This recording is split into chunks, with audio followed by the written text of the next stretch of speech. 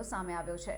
ત્યારે જિલ્લાના મુખ્ય મથક ગોધરા શહેરમાં આવેલી પ્રાંત કચેરીમાં ફરજ બજાવતા નાયબ મામલતદાર અને પટાવાળા અરજદાર પાસેથી 1 લાખની લાંચ લેતા એસીબી દ્વારા રંગે હાથે ઝડપી પડાયા છે।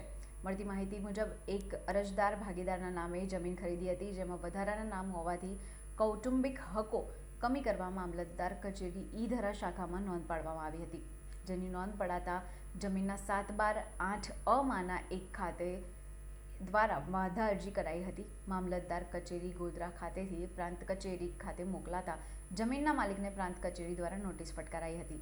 ત્યારબાદ અરજદારે પ્રાંત કચેરી રજૂ કરી હતી। ત્યારબાદ અરજદાર નાયબ મામલતદાર મોહમ્મદ નઈમ રાણાવાડિયાને મળતા 2.5 લાખ રૂપિયાની માંગણી કરાઈ હતી। ત્યારબાદ 1 લાખ નક્કી થયા અને અરજદાર લાંચ ન આપવા માંગતા હોવાથી એસીબીનો સંપર્ક કર્યો હતો।